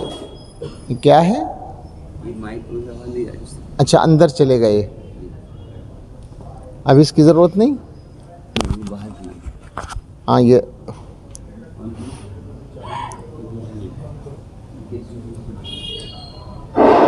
ٹھیک ہے۔ تو یہ طاقت پیدا کرنا، اپنے دل کے اندر یہ طاقت پیدا کرنا کہ گناہ کا موقع ملے، کسی بھی قسم کے گناہ کا، ایک آدمی کو جھوٹ بول کر فائدہ اٹھانے کا موقع مل رہا ہے، اس کے مزاج میں یہ بات پیدا ہو جائے کہ وہ یہ سوچے کہ اللہ دیکھ رہا ہے، میں جھوٹ بولوں گا تو اللہ دیکھ رہا ہے، گناہ مل جائے گا، چاہے دنیا کا فائدہ ہے، یہاں کمانے کا مجھے موقع ہے، ناجائز راستہ ہے کمانے کا تو مجھے حاصل نہیں کرنا ہے۔ وہ جو کہا تھا حضرت عبداللہ ابن عمر رضی اللہ عنہما سے، اس چرواہے نے جو راستے میں ملا تھا، عبداللہ ابن عمر سفر کر رہے ہیں اور ایک چرواہا جنگل میں بکریاں چرا رہا ہے، اللہ کے بندے نے اس سے کہا بلا کر آزمانے کے لیے کہ تم کیا کرتے ہو؟ کہا میں چرواہا ہوں، بکریاں چراتا ہوں۔ کہا ہمارے پاس گوشت کا سامان ختم ہو گیا، ایک بکری ہمیں چاہیے، دے دو، پیسے لے لو۔ اس نے کہا بکریوں کا مالک میں نہیں ہوں، میں کیسے بیچ سکتا ہوں؟ انہوں نے فرمایا بکری ہمیں بیچ دو، پیسے اپنی جیب میں رکھ لو اور مالک سے کہہ دینا کہ ایک بکری کو بھیڑیا کھا گیا۔ آسان تھا، کوئی مشکل نہیں تھا، جنگل میں آتے ہیں بھیڑیے اور بکریوں کو لے بھی جا سکتے ہیں، تو یہ یقین بھی کیا جا سکتا ہے۔ لیکن جیسے ہی یہ فرمایا تو اس نے کہا فَأَيْنَ اللَّهُ فَأَيْنَ اللَّهُ، پھر اللہ کہاں ہے؟ اللہ کہاں ہے؟ مالک کو تو نہیں پتا، اللہ کو تو پتا ہے، اللہ تو دیکھ رہا ہے۔ اور وہ ایسا اللہ کا بندہ تھا کہ حضرت نے اس سے کہا کہ اچھا آؤ ہمارے ساتھ کھانا کھا لو، کہنے لگا روزہ ہے۔ فرمایا رمضان بھی نہیں ہے، دھوپ بھی ہے، بکریاں چرا رہے ہو، روزہ کیوں رکھ رکھا ہے؟ کہنے لگا میں نے سنا ہے کہ جنت میں اللہ تعالیٰ اپنے بندوں سے کہیں گے کلوا واشربوا ہنیئا بما اسلفتم فی الایام الخالیہ، آ جاؤ جنت میں کھاؤ پیو مزے کرو ان اعمال کے بدلے جو تم نے گزرے ہوئے زمانے میں کیے تھے۔ تو وہ جو گزرے ہوئے زمانے کا حوالہ دیا جائے گا، وہ یہی زمانہ تو ہے جو چل رہا ہے، تو میں روزے رکھ رہا ہوں تاکہ مجھے جنت میں خوب مزے سے کھانے پینے کا موقع ملے۔ یہ جو طاقت ہے دل کے اندر کہ آدمی کے پاس دنیا کا فائدہ اٹھانے کا ایک راستہ ہے اور وہ اس راستے کو اختیار کر کے فائدہ اٹھا سکتا ہے، اور دنیا میں اس کو کوئی ڈرانے والا نہیں ہے، مگر وہ اس راستے کو اختیار نہیں کرتا اس لیے کہ اللہ دیکھ رہا ہے۔ ایک آدمی ایسی جگہ ہے جہاں وہ نماز پڑھے یا نہ پڑھے کوئی کچھ کہنے والا نہیں ہے۔ ہم جیسے لوگوں کا جو نمازی ہونا ہے، مجھے تو ہمیشہ یہی ڈر لگتا ہے کہ کہیں یہ ماحول ہی کے لیے تو نہیں ہے، اس لیے کہ ہم میں اکثر لوگ وہ ہیں کہ اگر کوئی دیکھنے والا نہیں ہے اور سفر ہے یا کوئی مشغولی ہے تو پتہ چلا نماز ہی گول ہو گئی۔ محمد علی جوہر لندن کی پارلیمنٹ میں میٹنگ میں شریک ہیں اور نماز کا وقت آ گیا، میٹنگ سے اٹھ گئے بیچ میں ہی اور وضو کیا اور ادھر ادھر دیکھا، کوئی چیز نظر نہیں آئی تو شیروانی اتار کر بچھائی اور نماز پڑھ لی۔ کون کو ٹوکنے والا تھا؟ بلکہ نماز پڑھنے پر برا کہنے والے ہوں گے وہاں تو اگر ہوں گے، لیکن اللہ کے لیے نماز پڑھنی ہے، گناہ سے بچنا ہے۔ یہ جو طاقت ہے، اس طاقت کی میرے بھائیو ضرورت ہے۔ ہم یہ سمجھتے ہیں کہ دنیا کے اس وقت کے حالات میں تقاضے بہت ہیں، مسائل بہت ہیں، مشکلات بہت ہیں، اور ہم ان سے آنکھیں بند کیے ہوئے نہیں ہیں الحمدللہ، اور ان کے حل کے لیے جس سے جو ہو رہا ہے اس زمانے میں وہ کر بھی رہا ہے، ہمیں اس کا بھی یقین ہے، ہم بھی انہی لوگوں کے خدام میں شامل ہیں۔ مگر ہم ایک بات یقین کے ساتھ جانتے ہیں اور یقین کے ساتھ کہتے ہیں کہ مسلمانوں کے مسائل کے حل کے لیے جو کچھ کیا جا رہا ہو ضرور کیا جائے، مگر خود مسلمانوں کے حل کے لیے بھی کچھ کیا جانا چاہیے، مسلمانوں کے اپنے ٹھیک ہونے کے لیے کچھ کیا جانا چاہیے، اس لیے کہ سب سے بڑا مسئلہ یہی ہے، سب سے بڑا مسئلہ یہی ہے۔ آپ غور کریں، مشکلات بڑھتی جا رہی ہیں اور غفلت وہیں کی وہیں ہے۔ دیکھیں نا اس بات کو، مشکلات بڑھ رہی ہیں، حالات تنگی کی طرف جا رہے ہیں، اور ہم ہیں کہ ابھی تک نماز پڑھنے کو تیار نہیں ہیں، گھروں کے اندر کے معاملات ٹھیک کرنے کو تیار نہیں ہیں، پڑوسیوں سے جو جھگڑے ہیں ان کو ختم کرنے کو تیار نہیں ہیں، آپس کے دلوں کے اندر جو نفاق ہیں ان کو ختم کرنے کے لیے تیار نہیں ہیں۔ جب دل میں اللہ کا نام ہوتا ہے، جب دل میں اللہ کا ڈر ہوتا ہے تو اللہ کے بندوں کے ساتھ بھی آدمی کا معاملہ اچھا ہو جاتا ہے۔ آپ غور کریں گے تو یہ بات بہت سمجھ میں آئے گی کہ چونکہ اللہ سے معاملہ صحیح نہیں ہے تو اللہ کے بندوں سے بگاڑ میں بھی ہمیں کوئی فرق نہیں پڑتا۔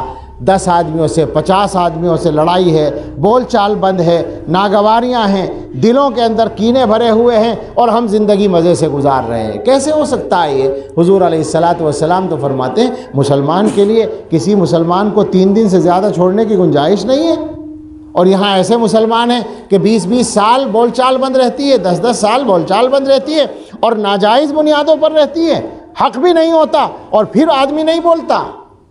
ایسا دل لے کر، ایسا کالا دل لے کر، ایسا خراب اور گندا دل لے کر ہم مزے سے جیتے رہتے ہیں، اس کو مسلمان تھوڑی کہتے ہیں۔ انسانوں کے ساتھ، اللہ کے بندوں کے ساتھ کیا معاملہ ہم لوگ کر رہے ہیں، اس پر بھی ذرا سا غور کریں، کوشش کریں معاملہ ٹھیک ہو جائیں۔ جس کسی کے ساتھ بھی آپ کی کوئی بات چل رہی ہو، کوشش کریں معاملہ ختم ہو جائے۔ زیادہ سے زیادہ اتنا ہی ہوگا کہ تھوڑا سا دنیا کا نقصان اٹھانا پڑ سکتا ہے اگر وہ راضی نہیں ہوا، اگلا بندہ اگر راضی نہیں ہوا تو تھوڑا سا نقصان آپ اٹھا لیں، اللہ تعالیٰ آخرت میں اس کا بدلہ دے دیں گے، اور میں تو دعوے سے کہہ سکتا ہوں دنیا میں بھی دیں گے، آپ کو کمی نہیں ہوگی۔ لیکن معاملات صاف کر لیں۔ رسول اللہ صلی اللہ علیہ وسلم نے اس چیز پر بڑی بشارتیں بیان فرمائی ہیں۔ تو میرے بزرگوں، بات کو ہمیں سمیٹنا چاہیے۔ کل ملا کر کہنے کا مطلب یہ ہے کہ ہمیں اپنی زندگی کو بدلنا ہے۔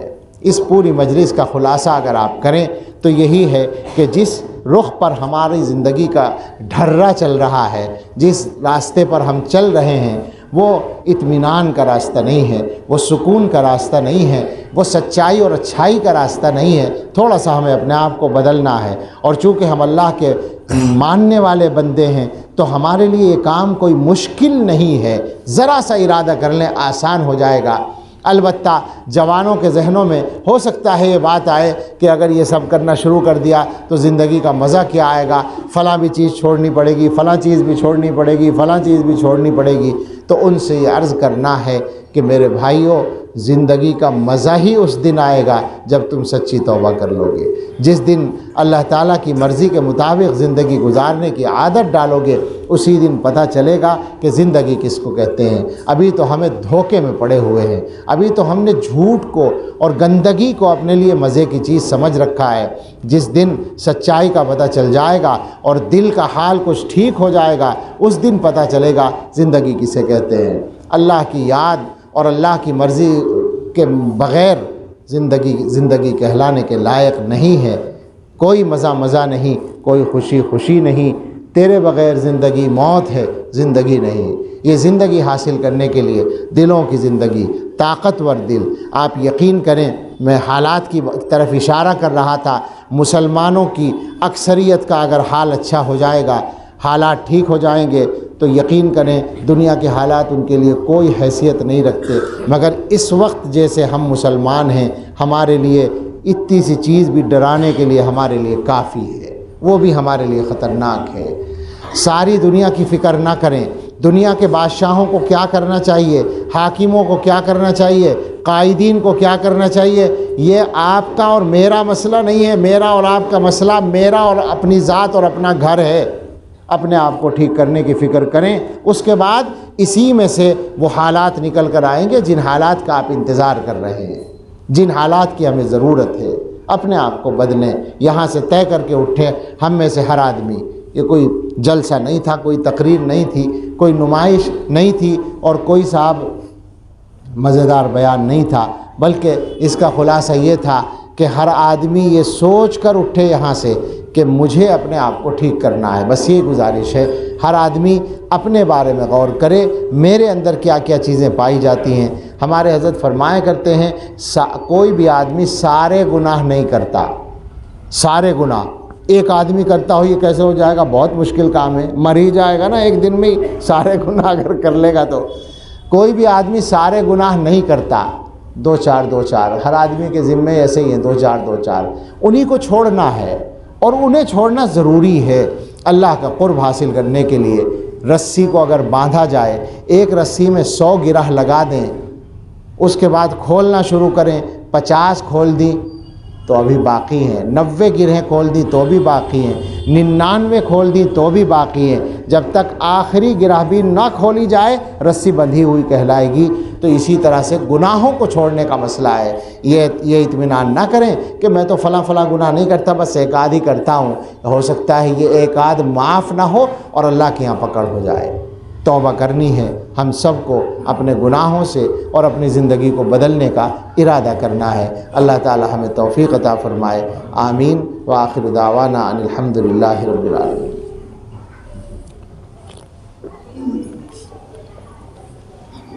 اس وقت ایک تو ہمیں توبہ کے کلمات پڑھنے ہیں۔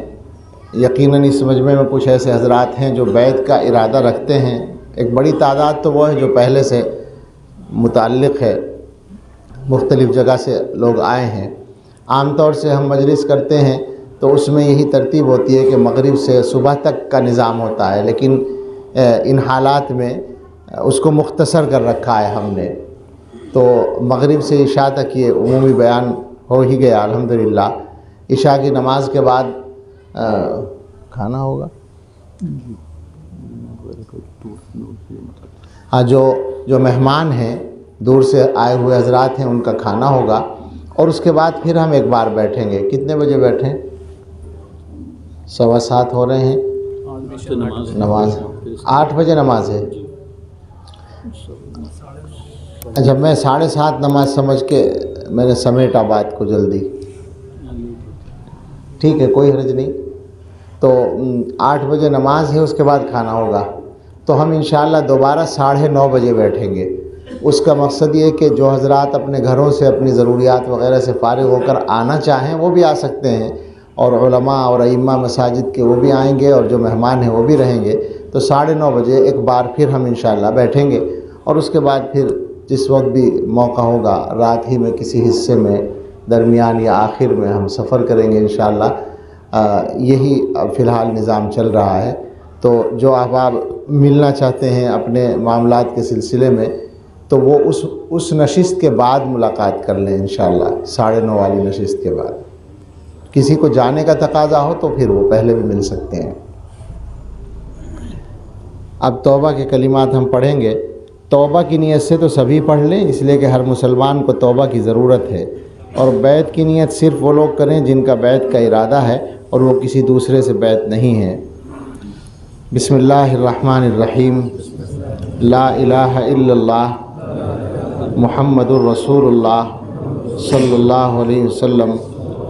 آمنت باللہ وملائکتہ وکتبہ ورسلہ والیوم الآخر والقدر خیرہ وشرہ من اللہ تعالی والبعث بعد الموت۔ آمنت باللہ کما ہوا باسمائہ وصفاتہ وقبلت جمیع احکامہ اقرار باللسان وتصدیق بالقلب۔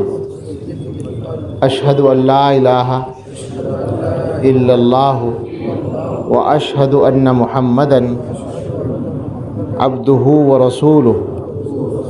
استغفر اللہ ربی من کل ذنب واتوب الیہ۔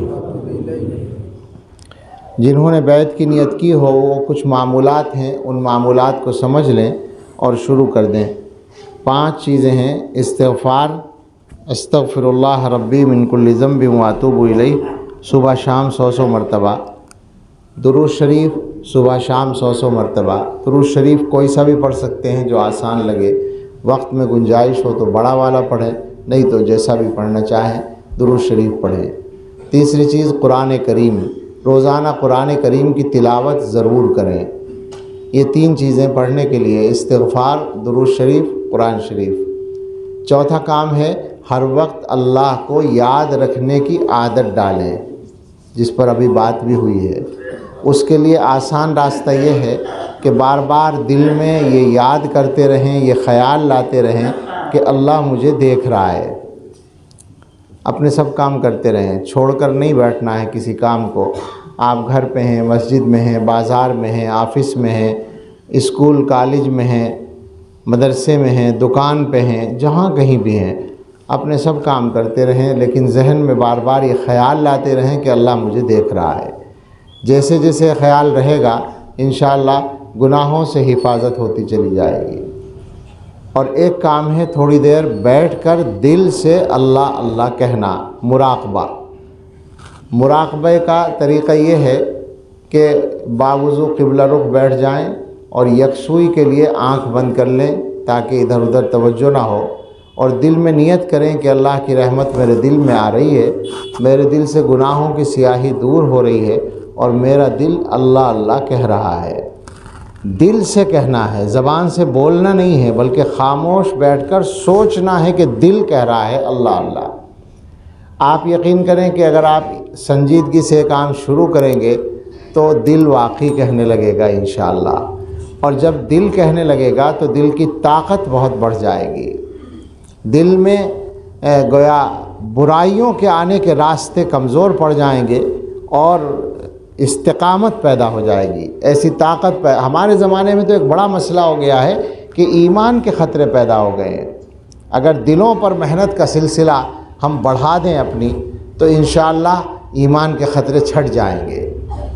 اس زمانے میں تو آپ لوگ جانتے ہوں گے میڈیٹیشن کے نام سے جو کام ہوتا ہے دنیا میں، اس کے ذریعے سے دلوں پر اثر ڈالنے کی طرح طرح کی تحریکیں چل رہی ہیں باقاعدہ۔ غیر مسلموں میں تو اس کام کے لیے لوگ مقرر ہیں کہ لوگوں کے دلوں پر اثر ڈالیں۔ اگر ہم یہ محنت کرنے لگیں تو آپ یقین کریں اللہ کے نام کی تاثیر کے سامنے کسی کا چراغ نہیں جلتا ہے۔ آپ لوگوں نے پڑھا ہوگا حضرت کا واقعہ سفر نامے میں کہ ان کے ساتھ ایسے بہت سے واقعات ہوئے، لیکن ایک خاص واقعہ لکھا ہے کہ روس میں ایک مرتبہ وہ ٹیلی فون کے لیے لائن میں لگے ہوئے تھے، 1992 کی بات ہے، بکنگ کرانی ہوتی تھی تو کال بک کرا کے لائن کنیکٹ ہونے کے انتظار میں بیٹھنا پڑتا تھا۔ وہ بیٹھے بینچ پر تو محسوس کیا کہ برابر کا کوئی آدمی دل پر توجہ ڈال رہا ہے، تو حضرت نے اس کا جواب دے دیا۔ انہوں نے اپنے دل سے اس کی طرف توجہ ڈالی تو چند ہی منٹ میں وہ گھبرا کے اٹھ بیٹھا اور کہنے لگا کہ آپ کون ہیں؟ تو حضرت نے فرمایا کہ کیوں، کیا بات ہے؟ کہا آپ نے تو میرا سب ختم کر دیا۔ تو انہوں نے فرمایا کہ میں نے کیا کیا، شروع تو آپ نے کیا۔ تو پتہ یہ چلا کہ وہاں کرشنا نام سے باقاعدہ ایک تحریک تھی، کرشنا کے نام سے، اور وہ لوگ یہی کرتے تھے، میڈیٹیشن کے ذریعے سے لوگوں کے دلوں پر اثر ڈال کر ان کو ہندو بناتے تھے۔ وہ آدمی مسلمان ہو گیا تھا جس کے ساتھ حضرت کا واقعہ ہوا۔ تو ضرورت ہے کہ دلوں پر محنت کی جائے، اور اصل تو ہمارا مقصد ہے اپنے دل پر محنت کرنا، اپنے دل کو صحیح بنانا، اپنے دل کو گناہوں کے مقابلے کی طاقت دینا۔ یہ اس کے ذریعے انشاءاللہ حاصل ہوگا، اس کا ہم بے تکلف دعویٰ کر سکتے ہیں۔ تو یہ 5 معمولات ہیں: استغفار، درود شریف، قرآن شریف کی تلاوت، ہر وقت اللہ کا دھیان، اور تھوڑی دیر بیٹھ کر دل سے اللہ اللہ کہنا۔ اللہ تعالی ہم اس توفیق عطا فرمائے۔ دعا کر لیں۔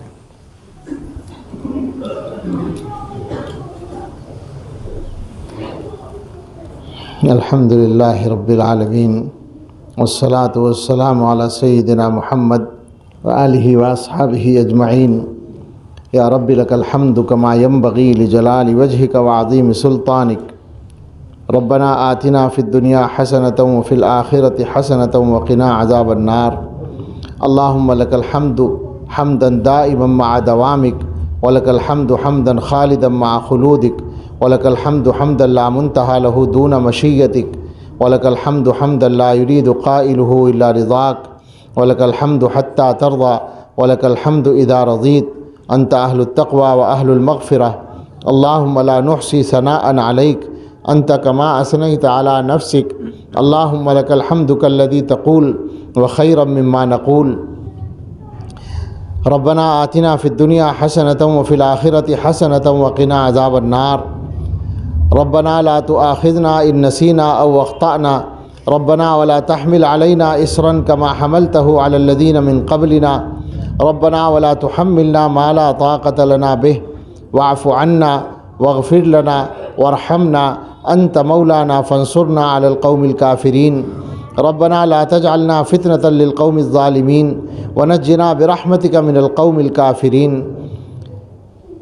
اے اللہ، ہم آپ کے کچھ بندے یہاں جمع ہوئے ہیں، اے اللہ ہمارے دلوں کا حال آپ جانتے ہیں، ہماری نیتیں آپ کے سامنے کھلی ہوئی ہیں۔ اے اللہ ہمارے جمع ہونے کو قبول فرما لیجئے اور ہمارے لیے اس جمع ہونے کو نافع بنا دیجئے، ہماری زندگیوں میں بہترین تبدیلی کا ذریعہ بنا دیجئے۔ اے اللہ ہم نے اپنا بہت نقصان کر لیا ہے گناہ کر کر کے، اے اللہ اب اس نقصان کی تلافی فرما دیجئے۔ اے اللہ اس نقصان سے ہمیں بچا لیجئے۔ اے اللہ ہم نے اپنے دلوں کو بگاڑ لیا ہے، اپنے دلوں کو گندا کر لیا ہے۔ اے اللہ اپنے فضل سے ہمارے دلوں کو سدھار دیجئے۔ اے اللہ گناہوں سے سچی پکی توبہ نصیب فرما دیجئے۔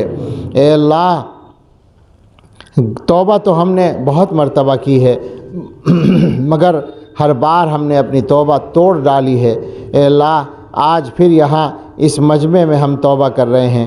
اے اللہ اگر کوئی آدمی سب کے سامنے اپنی غلطی کا اقرار کرے تو اس کو جلدی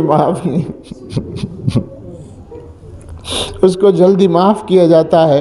اے اللہ آپ تو اپنے بندوں کو معاف کرنا خود ہی پسند کرتے ہیں، آپ کو اپنے بندوں کی توبہ قبول کرنا اچھا لگتا ہے۔ اے اللہ یہ اتنا بڑا مجمع آپ کے سامنے ہاتھ پھیلا کر آپ سے معافی کی بھیک مانگتا ہے۔ اے اللہ ہم سب کو معاف کر دیجئے، ہمیں سچی توبہ نصیب فرما دیجئے۔ اے اللہ ہم آپ سے شرمندہ ہیں، ہم نے آپ کی بہت نافرمانی کی ہے اور آپ کی نعمتوں کی ناشکری کی ہے، ناقدری کی ہے۔ اے اللہ ہمارا مسئلہ تو یہ ہے کہ ہمیں اپنے گناہوں پہ ندامت بھی یوں ہے کہ اس میں ہمارا نقصان ہوتا ہے گناہوں میں۔ اے اللہ ہم تو خود غرض ہیں، آپ کی ذات پاک ہے، بے عیب ہے، آپ کی کوئی غرض کسی سے نہیں ہے، آپ بے نیاز ہیں۔ اے اللہ ہم محتاج ہیں۔ اے اللہ آپ اگر ہمیں معاف کر دیں گے ہمارا بیڑا پار ہو جائے گا اور آپ کا کچھ خرچ نہیں ہوگا، اور اگر آپ معاف نہیں کریں گے تو ہمارا بیڑا غرق ہو جائے گا اور آپ کا کوئی فائدہ نہیں ہوگا۔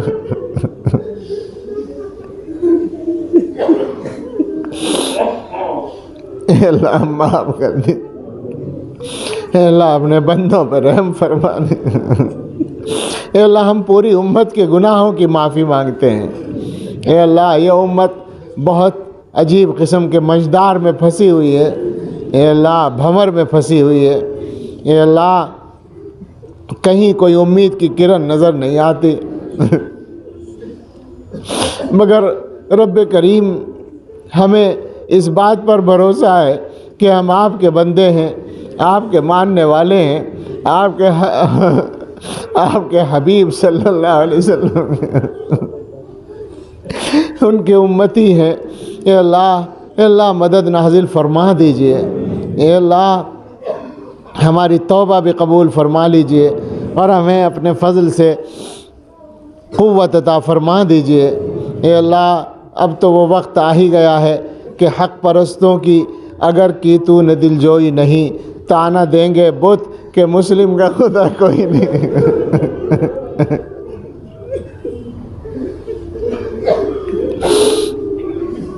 اے اللہ ایسی باتیں ہو رہی ہیں کہ دل چھلنی ہوتے ہیں اور ہم اپنے ایمان کی کمزوری کی وجہ سے کچھ نہیں کر پاتے۔ اے اللہ ہمارے دلوں کو پاک کر دیجئے، ہمارے دلوں کو طاقتور بنا دیجئے۔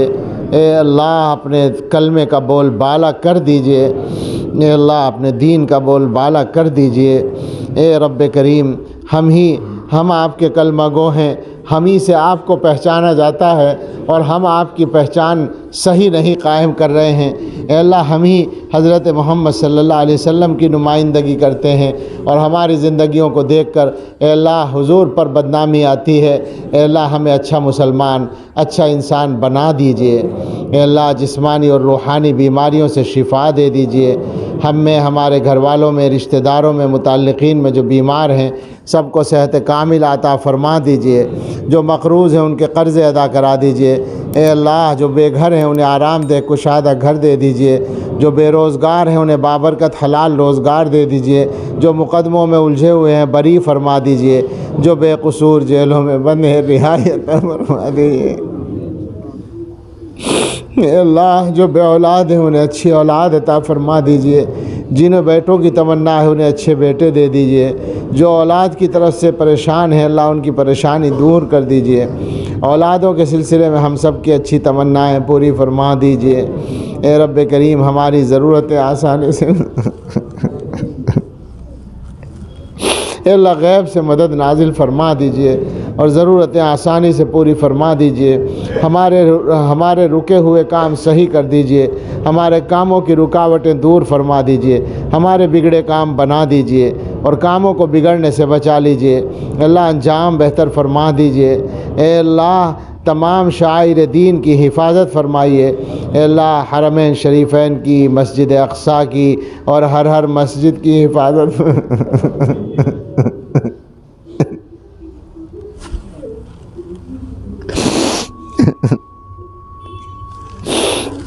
ہر مسجد کی حفاظت فرمائیے، اے اللہ دارالعلوم دیوبند اور ہر مدرسے کی حفاظت فرمائیے، اے اللہ دعوت و تبلیغ کے کام کی حفاظت فرمائیے، اے اللہ شریعت و سنت کے مطابق چلنے والی خانقاہوں کی حفاظت فرمائیے، اے اللہ دین کے ہر صحیح کام کی حفاظت فرمائیے، اے اللہ دین کے خدام کی حفاظت فرمائیے، اپنے کلمہ گو بندوں کی حفاظت فرمائیے، اے اللہ تمام ایمان والے مردوں عورتوں بچوں کی جان و مال کی، عزت و آبرو کی، گھر بار آل اولاد کاروبار کی حفاظت فرمائیے، اے اللہ اپنی نعمتوں کے زوال سے ہماری حفاظت فرمائیے، اے اللہ ایمان و ہدایت کے بعد گمراہی سے بچائے رکھیے، اے اللہ علم کے بعد جہالت کے کاموں سے بچائے رکھیے، اے اللہ عزت ملنے کے بعد ذلت سے بچائے رکھیے،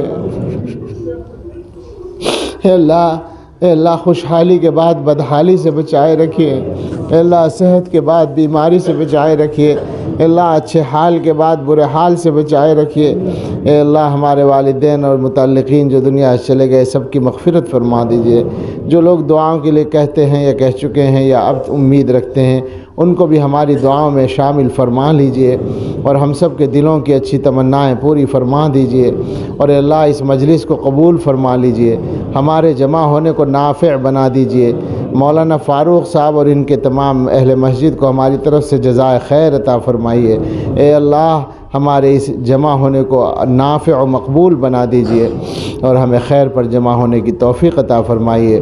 اللہم انا نسألک خیر المسألۃ و خیر الدعاء و خیر النجاح و خیر العمل و خیر الثواب و خیر الحیاة و خیر الممات انک علی کل شیء قدیر سبحان ربک رب العزة عما یصفون وسلام علی المرسلین والحمد للہ رب العالمین۔